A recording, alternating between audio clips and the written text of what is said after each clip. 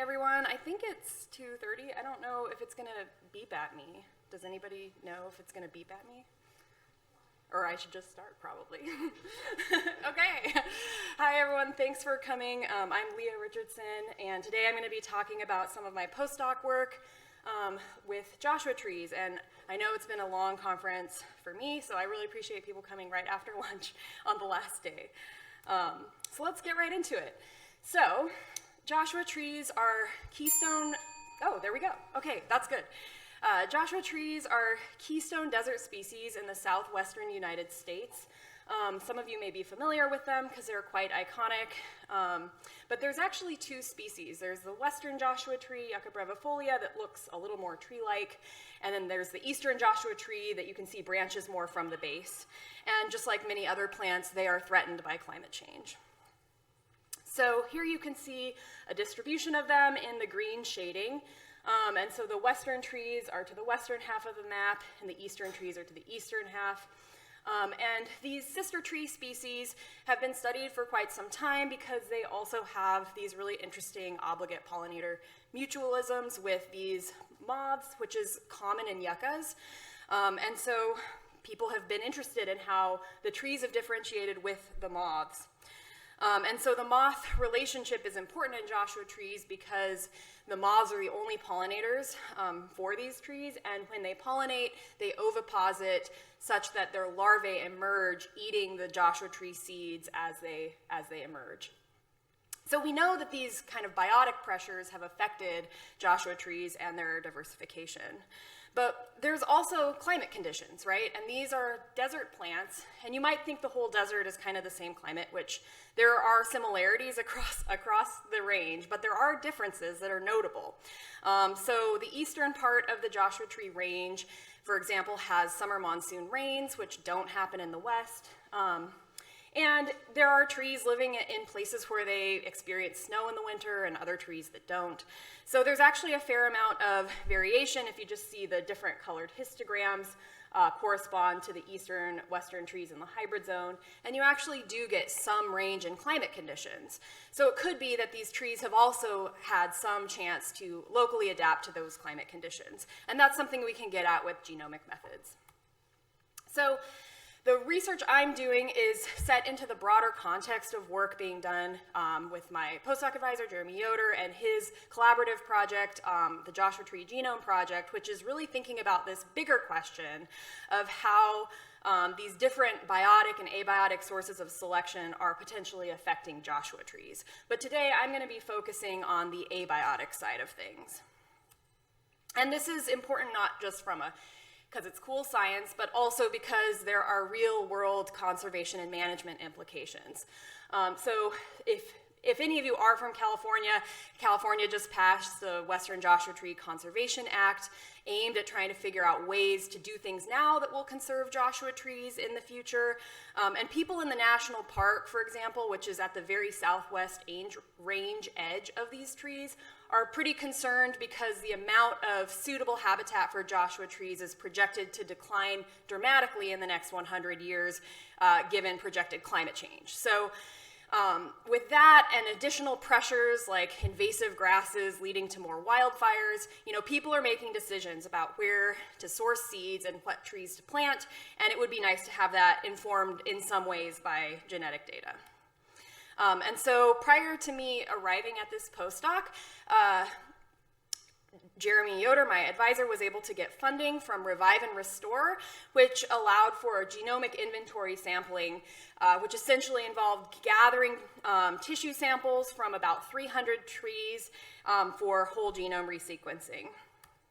So here's the map of what that looked like. So all the little dots that are in red are where trees were sampled, and I'm just going to take a moment now to shout out all the people that did this work because I wasn't one of them. There were collaborators, master's students, and undergrads all involved in driving all around the desert, collecting these samples, and grad students in the lab also were the ones that did all of the coordination of the library prep for sending off samples for sequencing, so that when I arrived I had a bunch of raw sequence data to work with. So what did that look like? Well, the Joshua Tree genome is about 3 gigabases, so it's kind of similar in size to a human genome. And we ended up with 298 trees that we were then able to align those sequences to the reference genome. And we have a low coverage data set. So this is something you can work with. You just have to keep in mind that there is uncertainty associated with low coverage data. And so for that, we use a program called Angst, which is able to keep track of that type of uncertainty and allow us to then kind of filter for SNPs to look at. So we ended up with 16 million SNPs that we then pruned down to 6 million unlinked SNPs after LD pruning. And that's what I will talk about. Those are the ones I used for these later analyses that I'll talk about. Okay, so what were the big aims? So the first big aim of this project was just kind of characterize the genetic diversity across the Joshua species range. We know there's some diversification between the eastern and western trees that, goes with those moths, as I mentioned before, but we wanted to look at a little more fine-scaled information and use genomic data. And then also to look for climate-associated SNPs that could be signs of local adaptation. Okay, so for the first aim, I took a pretty standard approach and did some admixture and PCA analyses with NGS admix and PC Angst, which both work with those low coverage data. And so the first thing we did was just look at K=2 admixture, and luckily it looks exactly how we would expect. You basically see the green block is the western trees, and the blue block is the eastern trees with some amount of mixing in the trees that we sampled from the small hybrid contact zone. And when we ran an admixture analysis across different Ks, we ended up with a best K of 4. And so it basically ended up splitting into kind of 2 groups in the western trees and 2 groups in the eastern trees with, again, some sort of mix in the hybrid zone. So this was interesting, and it pairs also with what we see in the PCA. So these are just some of the PC plots. So here, the light green dots are the western tree, and the blue dots are the eastern trees. And so the x-axis on the first 2 plots is PC1, and you can basically see the green to the yellow to the blue dots. So it's essentially just explaining that difference between the eastern and western trees, with the yellow dots representing the ones we collected from the hybrid zone. Across PC2, we see the green dots sort of in 2 clusters, so that's just indicative of those 2 western tree differences. And then along PC3, which is in the middle plot on the y-axis, you can see the spread of diversity in the eastern trees, which are the blue dots. So it basically supports the same thing, which makes sense. Putting this all on a map, we see that there's basically then a northern cluster of western trees above Death Valley, the western trees that are in Joshua Tree National Park, and then you have kind of a northern and southern split-ish on the eastern side as well. And the hybrid zone is that little dot, cluster of dots up in Nevada with the 2 little tree emojis. So this is interesting.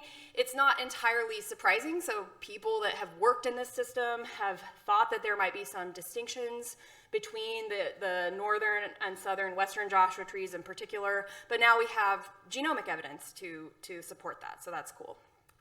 Okay. So the second aim was then to look for climate-associated SNPs that could be signs of local adaptation.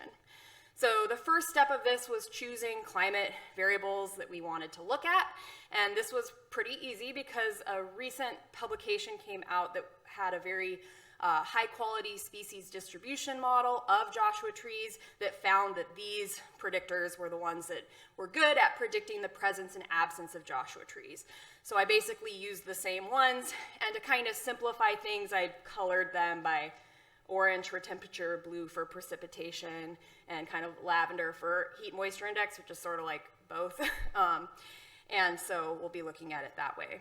And so what I did for this is a genome environment association analysis, which basically for all the SNPs that you're looking at looks to see if there is a correlation between allele frequency and the climate variable of interest. And if you detect that association, you can then kind of quantify the strength of that and look for significantly associated SNPs. And so this is what some of the output from that looks like. This is just zooming in on one small piece of the data that we have. Here, each dot is a SNP, representing a SNP. And this is just 50,000 of them that were on a continuous piece of our largest contig. And the tan ones are showing SNPs that weren't associated with climate, and the green ones are significantly associated. And so these are just 3 of our climate variables. But you can imagine there's like a lot of things popping up. And so we need to figure out a way to kind of narrow this down more and reduce that list to figure out more what's going on. So we wanted to also look which of these SNPs that are associated with climate might also be under selection. And to do that, we did a genome-wide selection scan. And so the method I used for this was PC Angst's implementation of PC Adapt, so it could work with the Angst output. And basically, this allows us to find SNPs that could be under selection, and then we can figure out which those are. So basically what I wanted to do was, this is kind of like a simplified idea, is just like look at the ones that were significantly associated with climate and the ones that are significantly associated, or that came out as significant on the selection scan, and find the intersection of this Venn diagram. But of course we have a lot of climate variables, so it's not just like one Venn diagram. So I went to making a plot to kind of look at those overlaps that I did an upset style plot. So let me walk you through this plot. The big picture idea is that this plot is representing about 15,000 SNPs that were significantly associated with climate in at least one of the climate variables and showed up as significant in the selection scan. So the green bar, for example, the first green bar is basically saying that there are about 7,000 SNPs that were significant in the set of SNPs from the selection scan and also are associated with at least one of the temperature variables. And then the darker green is just showing when the same SNP was included in multiple sets, so like multiple temperature variables. And you can see that there are even a few that were included in all 4 of those sets. Okay, so next steps are to basically take some of these SNPs and link them back to the reference genome to try to figure out where they are and what they might be doing. And so that's the next thing I'm working on right now. And obviously the end goal is to then take all of this and apply it to how we might be able to then make some kind of conservation and management decisions of Joshua trees when people are trying to source seeds. So these were my big aims, characterizing the genetic diversity and revealing these climate-associated SNPs. And what we have is that there's genetic evidence for differentiation along a north-south axis in both the eastern and western trees, and then 2 lines of evidence of divergence consistent with selection between the selection scan and the climate-associated SNPs that are indirect evidence that Joshua trees are locally adapted to climate. And so with that, I want to just, again, thank all the people in my lab and the people at CSUN and our broader collaborator network and funding sources, and I'll take any questions.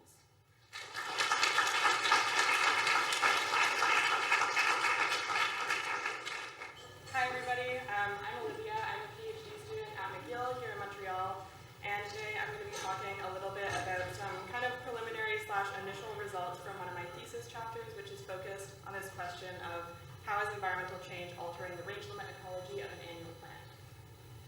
So basically every species on Earth has a finite geographic distribution, and the behavior or the performance of species across their distributions has been this really long-held subject of interest in both ecology and evolution. And it's received a lot of renewed interest in recent years as well, as we try to use our understanding of species performance across their ranges to make predictions about how they're going to perform under ongoing climate change. So this is largely because the study of species range limits can really help us understand patterns of expansion, migration, and invasion. act as this testing ground for understanding what limits species adaptation to novel environments and their persistence in their current ones. So one really convenient, easy explanation for a species' geographic range is that it's this geographic expression of the environmental niche. So we expect really high-quality habitat kind of around the range core, and then we expect it to taper off in quality as we get closer to the range limit.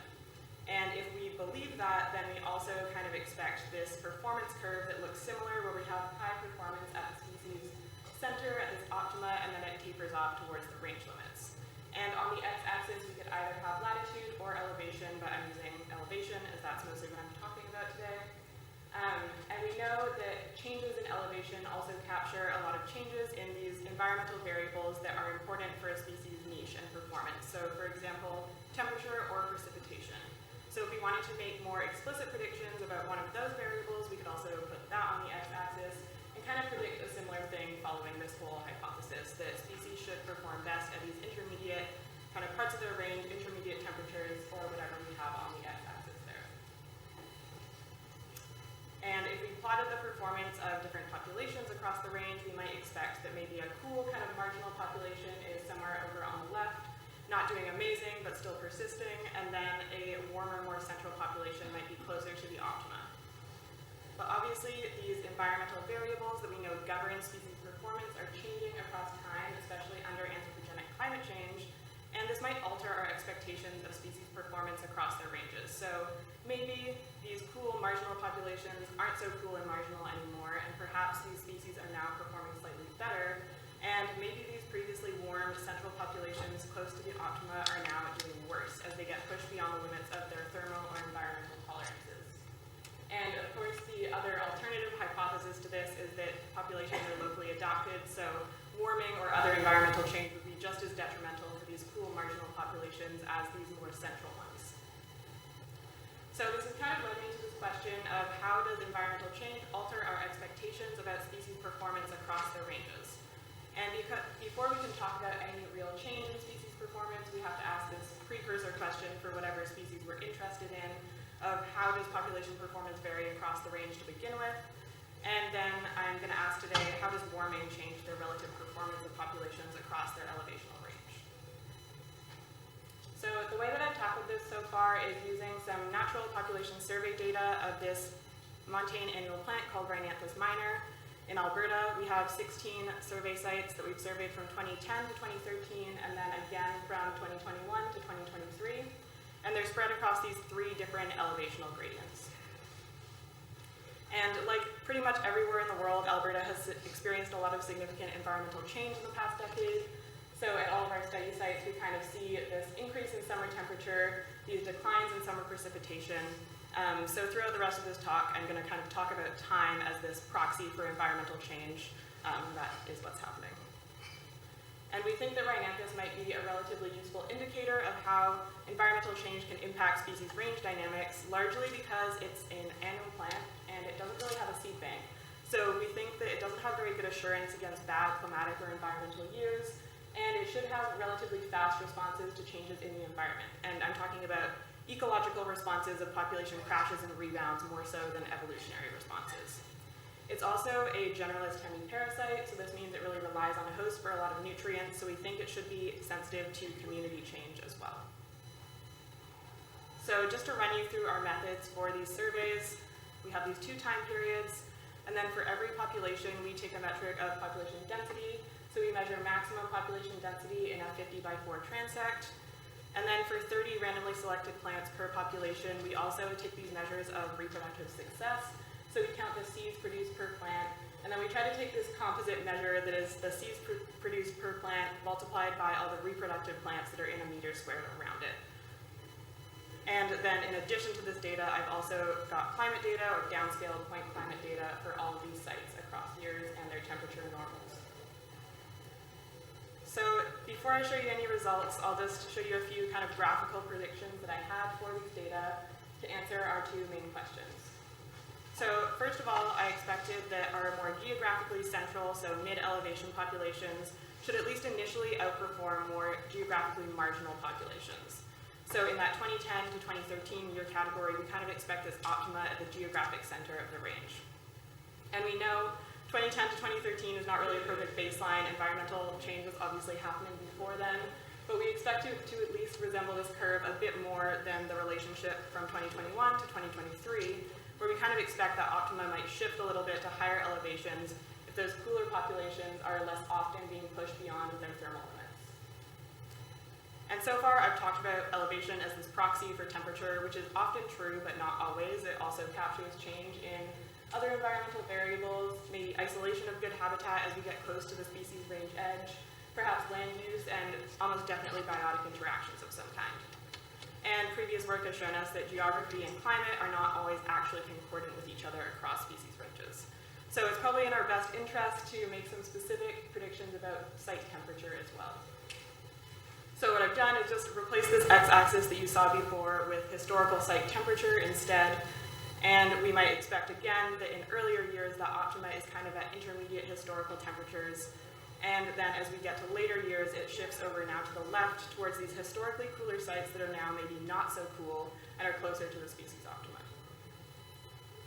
So to test our predictions about elevation specifically, I have elevation on the x here, and then all of the response variables are on a log scale on the y. And I just made a pretty basic model with year category and then a polynomial relationship with elevation, and we controlled for within year and within site replication as well. And for total seeds per plant, initially in 2010 to 2013, we do see that curve that we expected where we have that peak in the middle of the range. And we see significant declines in total seeds per plant over time in this later year category. So that's kind of what that inset in the top right shows you. And interestingly, we do not see that shift in optima that we predicted at all. We actually kind of see a flattening of the curve that seems to be driven a little bit by these maybe mid to high elevation populations that we actually expected might start doing better. For density, we kind of qualitatively see that relationship, but this isn't significant, so we can't infer too much from it. But what we do see that's significant is, again, that it's declining across year categories. And finally, for seeds per square meter, we see that polynomial or quadratic relationship again with that peak at the middle. And we again see that significant decline across years. And it kind of seems to be driven by these mid to high elevation populations. So we're not really seeing support for the predictions that we initially had. And now for temperature, I used historical summer temperature normal instead of mean annual temperature normal, just because when I built a bigger climate model predicting Rhinanthus performance, this was the best predictor. And we find that we basically have an analog of that elevation relationship with temperature. So we have kind of a quadratic in earlier years with highest performance at intermediate temperatures. It's a significant relationship. And then that kind of flattens in later years. And we see that that's mostly driven by maybe these cooler to intermediate temperature sites. And all of those insets that I showed you before of the significant declines across years are also true in these models. I just didn't want to show you the same result again. But then for density and seeds per square meter, we actually don't really see a relationship with temperature at all, and it's not really following any of the predictions that we made.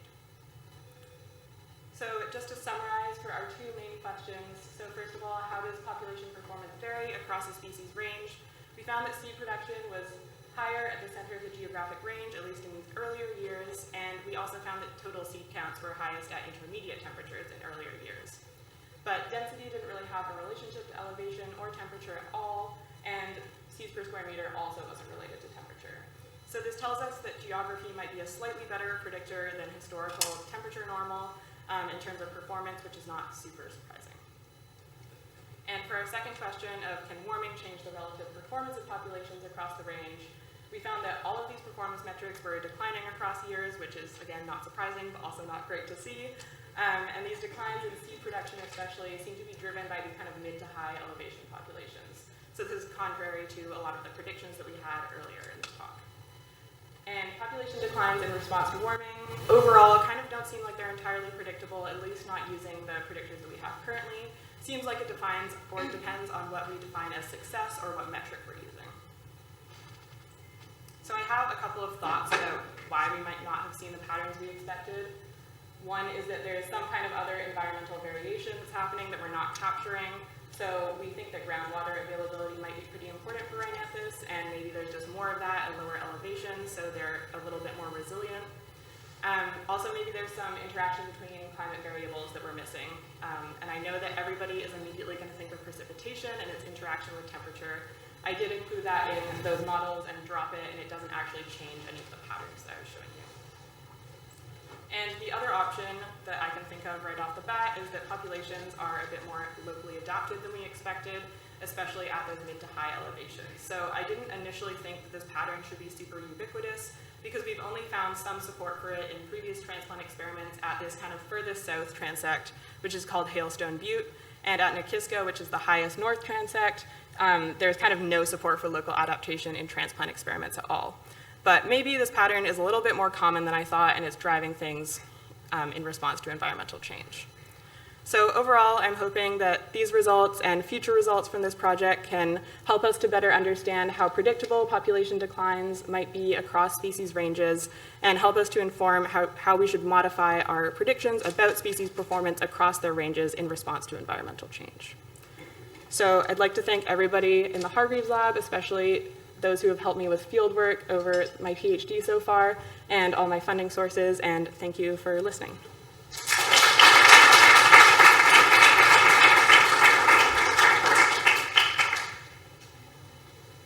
Take any questions. Yes? You said that this species is hemiparasitic? Yes.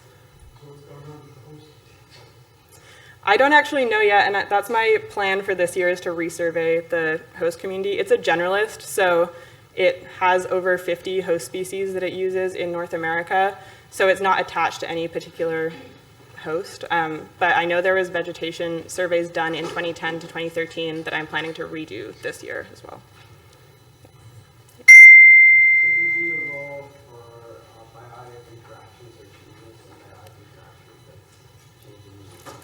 Yeah, potentially. I think it's a really interesting question, especially because it's a hemiparasite. There's been some work in the lab looking at whether kind of competition versus the need for hosts varies across the range. So kind of overcrowding of Rhinanthus, because it does photosynthesize a little bit versus kind of density that it needs of hosts around it. So I think that potentially, though, if the host plant communities are a bit more sensitive and there's some spatial structure to that, that could be driving some of the declines that we're seeing. Yes?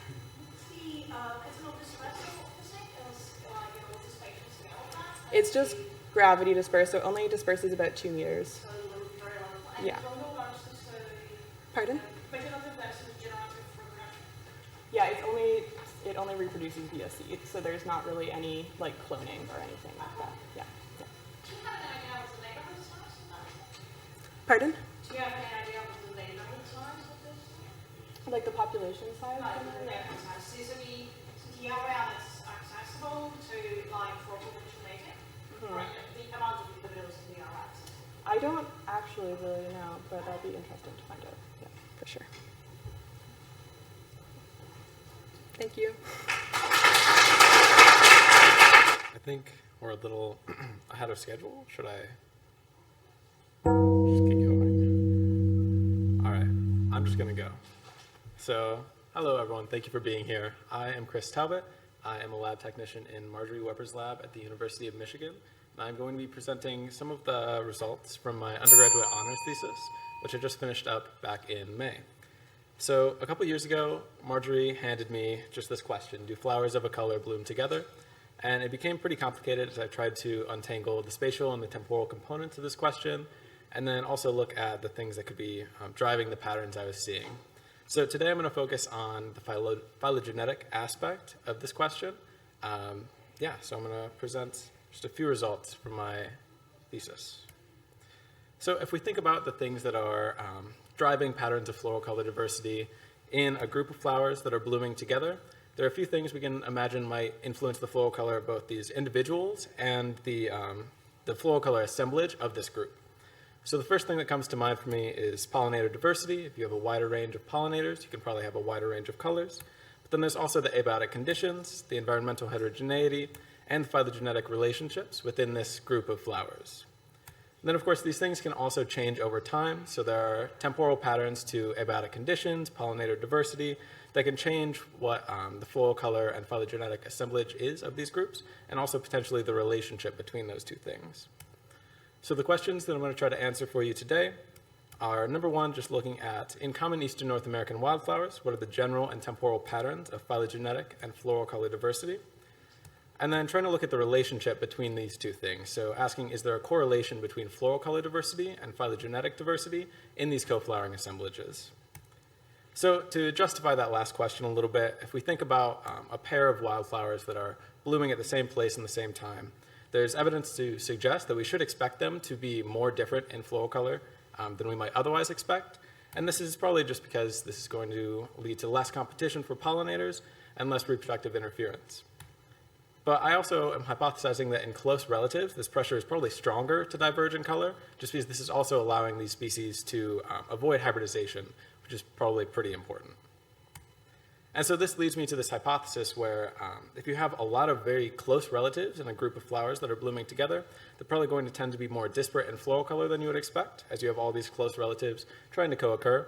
And then if you have assemblage with more random or over-dispersed phylogenetic relationships, other factors might influence floral color assemblage a bit more, and you might not see that over-dispersed floral color. So again, the questions, general and temporal patterns of phylogenetics and floral color, and then looking for a correlation between those two things in groups of wildflowers that are blooming together. So I spent about a year of my undergrad collecting this data. So this was all collected by me a couple years ago. So I got a list of species in the region just from a field guide. And then I got occurrence data for all those species from GBIF. And I used that to make these presence-absence rasters for each species. I got phenology data from iNaturalist. So I downloaded annotated iNaturalist observations where the flowers were in bloom. And I used that to make a simple day of year range where across a certain latitudinal extent, these flowers are probably expected to be blooming. And then I used that data to put together a bunch of co-flowering assemblages. So I just wanted to get a bunch of groups of species that are probably flowering together in space and time. So I went across a bunch of different sites across Eastern North America. And I just said, of the species that have been observed in this cell, which are also probably flowering on this day. So this gives me 75,000 groups of wildflowers that are probably flowering together in space and time. I got a phylogeny for all these species from Smith and Brown 2018. It's a really massive phylogeny that was just available. And then I got floral color data from iNaturalist. So so I repurposed an existing method for getting floral color from pictures from Perez-Udo et al. 2023. And I made a GUI for this so that other undergraduates in the lab could help me collect this data because I had a lot of species to go through. And basically, you just define a range of floral colors that the petals can fall into using high-quality images of the flower. And then it goes through every picture on iNaturalist and gets the average floral color within that expected range to output this average color in any color space that you want. And the code is on GitHub if you're interested. There are better methods out there now, but this is the one that I used. So trying to get at the answers to these questions, first the general and temporal patterns of phylogenetic diversity in these co-flowering assemblages. So to test this, I got the standard effect size of mean pairwise distance of phylogenetic distance for each of these co-flowering assemblages. So basically just positive values are more distant relatives than you expect, negative values are more close relatives than you expect, and 0 is pretty much random assemblage. And if we plot this against time, the first thing that I want to look at is just the range of values that we're seeing. So across all of these assemblages, the average phylogenetic dispersion never really went above random. And this does line up with what you might expect based on some previous literature suggesting that closely related wildflowers tend to co-occur more frequently than distant relatives. And this is likely a signature of parapatric speciation being pretty common in wildflowers specifically. And then also if we look at these temporal patterns, I want to focus in just on the range between like March and October because I think that's where the data is best. The cyclical pattern is pretty interesting, but the most noteworthy thing is that in early spring, we're seeing a pretty random assemblage of phylogenetics in these groups, and then it becomes very strongly clustered later in the season. And I don't have a strong explanation for what's driving this yet. I just got this graph, but I imagine it could have something to do with pollinator diversity over time. And then I wanted to do the same thing for floral color diversity. So same metric, but this time using floral color dissimilarity. So negative values here are more similar colors in the co-flowering assemblage. Positive values are more disparate colors, and then 0 again is about random. So if we plot that over time, it looks like in the start of the flowering season, we're seeing more similar floral colors versus these co-flowering assemblages later in the season have more disparate floral colors. And if we look at this along with the phylogenetic dispersion graph, this looks pretty promising for that hypothesis I mentioned, where if you have more close relatives, you might have more disparate floral color. We do see that going on towards the end of the flowering season. But of course, there are other temporal patterns that could be driving these two things individually. So we have to try to rule that out. So that leads nicely into this next question, whether or not there's a correlation between floral color and phylogenetics in these assemblages. So just plotting all of these assemblages, phylogenetic dispersion on the X and color dispersion on the Y, we can see that, again, it does look like there could be a negative correlation, but also you can see that temporal pattern where there's that yellow cluster early in the season and that blue cluster late in the season. To try to rule out spatial and temporal patterns in the data and try to get to this actual relationship, I used a mixed model with floral color dispersion as my response variable, phylogenetic dispersion as the fixed effect. Then I have random effects for site and day of year, as well as spatial and temporal autocorrelation components. And this model did perform the best out of all of them with this random effect and the autocorrelation components. And I think that's interesting, and I think that sort of makes sense because this is community science data, and there are probably aspects to site and day of year that are independent of these autocorrelation components, where, you know, an assemblage that's sampled from New York City in July is probably having a little bit different sampling bias than some of the other sites. So the result that I got using that mixed model is that there's a negative correlation between phylogenetic and floral color dispersion. So basically, if you have a lot of close relatives in a group of wildflowers that are co-flowering, you tend to see more disparate floral color than you would expect, versus these other assemblages with more distant relatives where you might see more of a random assemblage of floral color. And then, of course, there's also significant temporal and spatial autocorrelation going on in this data.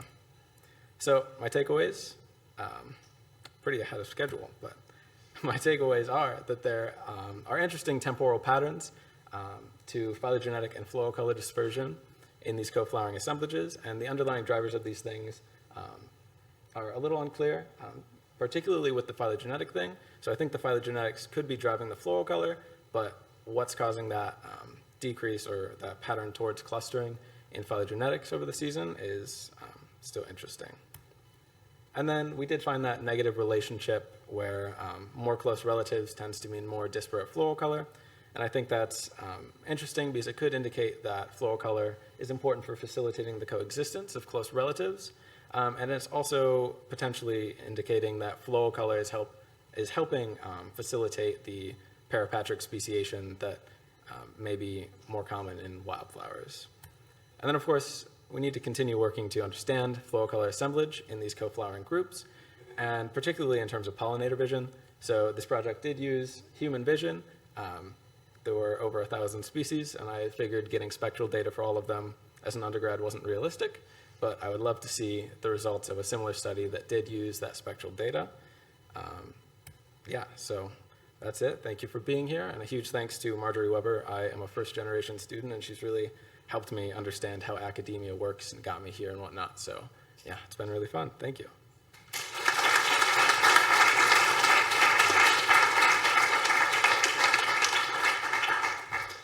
Incredibly cool work. Thanks for sharing it and very clear presentation. I think that the results sort of align with my intuition, which is that you know like P season and composite season. And one hypothesis potentially to explore is whether you have like sort of phylogenetic constraint happening later in the season, where maybe not all organisms are capable of reproducing and then setting seed in time for winter later in the season. Yeah. No, yeah, that makes sense. Thank you. Yeah. Yeah, also great, very interesting. I might have missed this earlier, so if you said it. When you say more closely related, are we talking a level of like sister species, or is it just a genus level of sister, or how closely related? So more closely related in the context of these co-flowering groups is just the average phylogenetic distance between each pair of species is lower in those groups. Yeah. All right. 1 minute. Do I have to wait? I'm going to wait. Just 1 minute.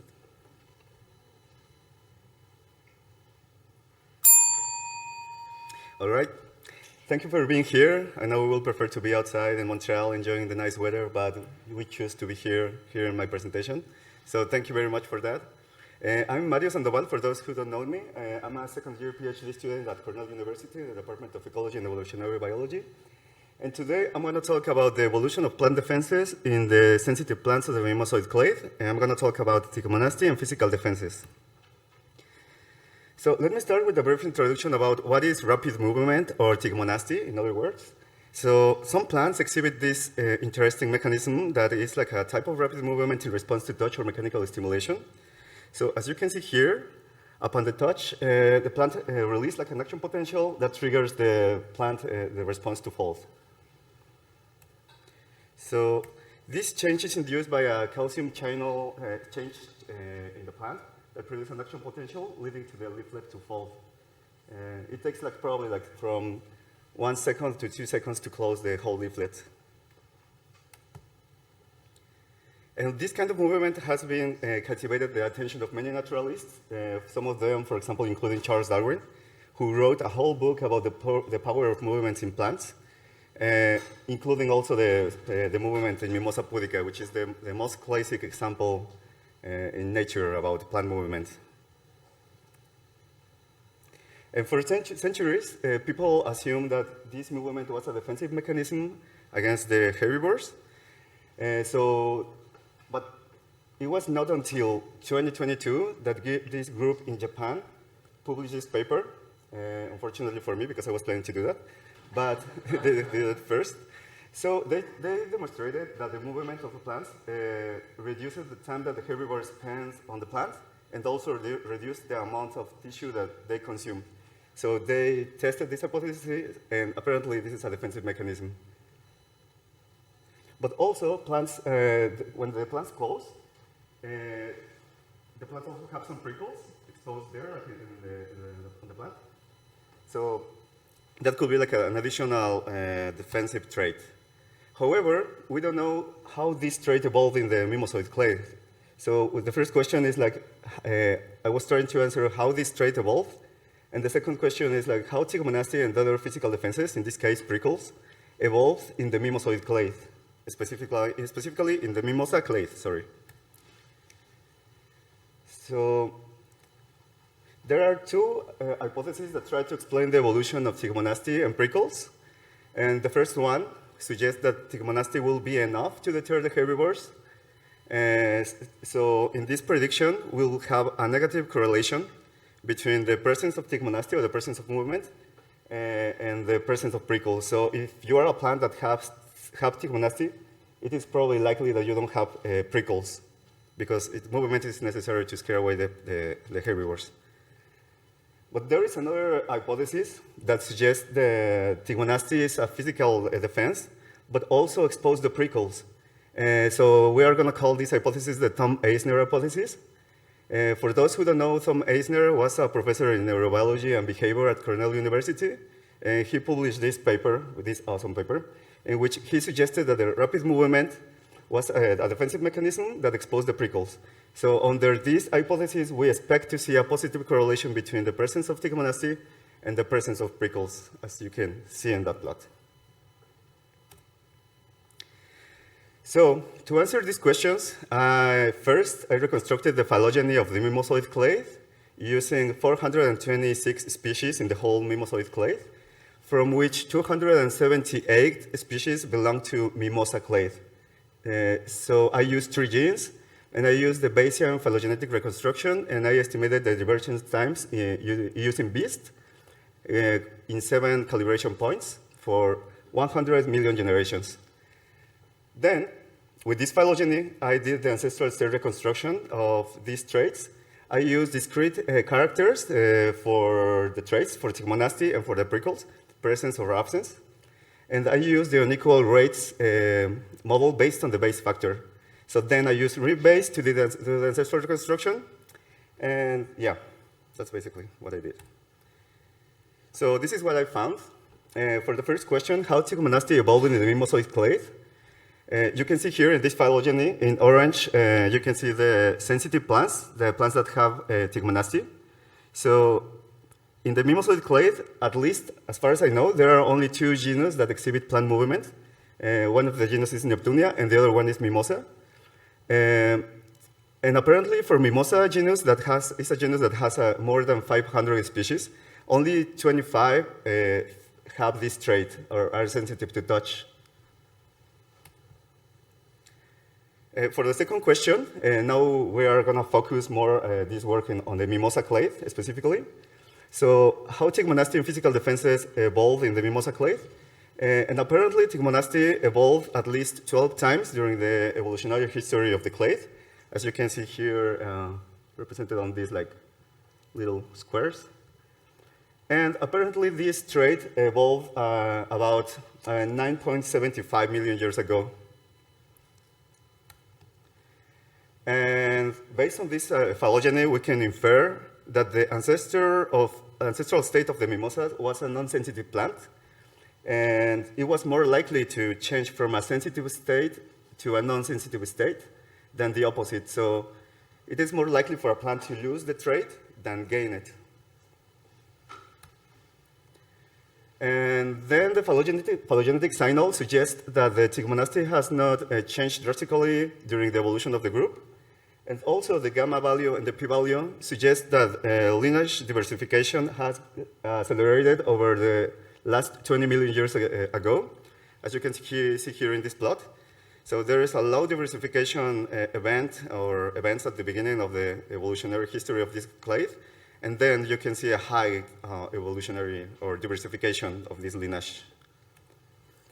But also, here on the x-axis is the relative time, and in the y-axis is the disparity. But basically what this plot means is that each valley represents a diversification event in the evolutionary history of this clade.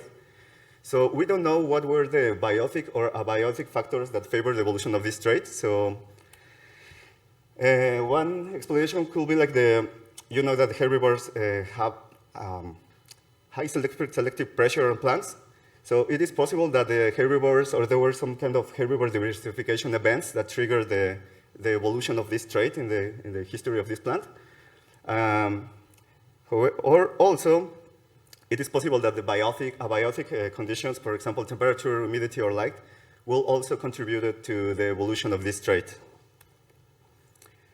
Now I'm going to talk about the prickles. So it's the same. In orange, we will see the presence of prickles, and in blue is the absence of prickles.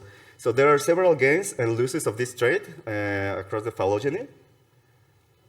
And we also can infer that the ancestral state of all the mimosas was a plant that had prickles in the past. And it was equally likely to gain or lose the prickles on the phylogeny. So overall, we can confirm that the ancestral state of all the mimosas was a plant that was not tigmonastic and also had prickles.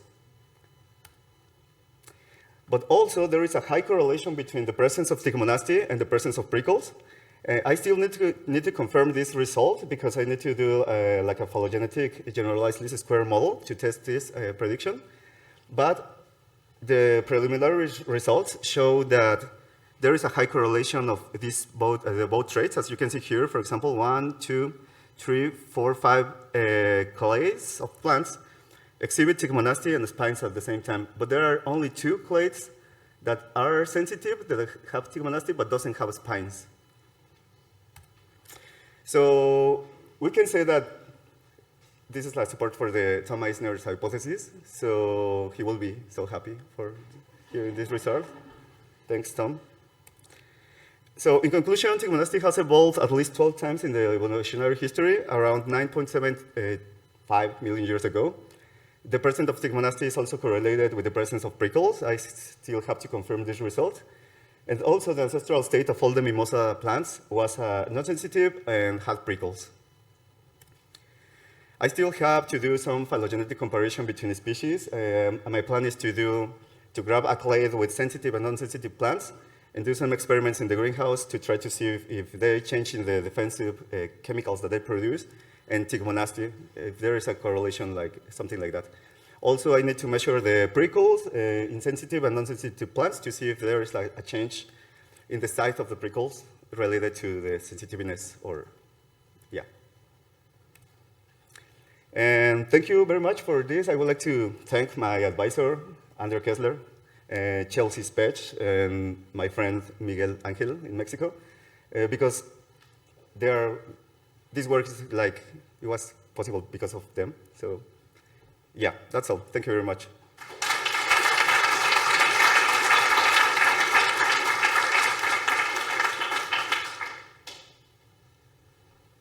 So why do you think that Tigmonasti? only evolved in the mimosa clay? Because when I imagine it's good against herbivores, so why did it evolve only in this clay? Actually, it evolved in the two clades in Neptunia and the Mimosa, but apparently it is very interesting. We don't know why. Apparently, it suggests that it's a defensive mechanism against herbivores, but interestingly, herbivores doesn't consume at all too much this plant. For example, I did this field experiment with Mimosa affinis in Mexico, and the plants, it was so hard for me to find plants that were damaged. So that makes me think that or the plant is very well defended with chemical defenses, or this trait is like excellent to deter herbivores. So maybe that will be another explanation, a good explanation. Another explanation will be like maybe the abiotic factors, but I don't know if that could be like a good explanation or not. Yeah, thank you. I don't want to cause like complications to your life, but it would be kind of cool to see if the traits change with the presence or absence of herbivorous. When you do your greenhouse experiment, if you can have two treatments, one where you apply a herbicide in some way where you protect them and seeing if, say, prickle growth changes. Oh, that's a very interesting question. Okay, yeah, I think I can try to do that. Yeah, well, probably will need an undergrad to do that. Well, to help me, sorry. So yeah, that's a very interesting experiment. I will try to see because I will probably, it will be hard. Yeah, but that's true, but also at the same time, I have many species and it was hard for me to get seeds from them, from all of them, so it will be very interesting. Thank you for your suggestion. Carl? Thank you. I noticed in your phylogeny there seem to be like really short branch lengths at like a certain time point in the evolution of the clade. Is that associated at all with pigmenosity, or is there like some trait that allowed this diversification, or are you unsure of the branch lengths? Yeah, well, actually, as far as I know, let me see if I understood your question. Well, the branch length represents the time, right?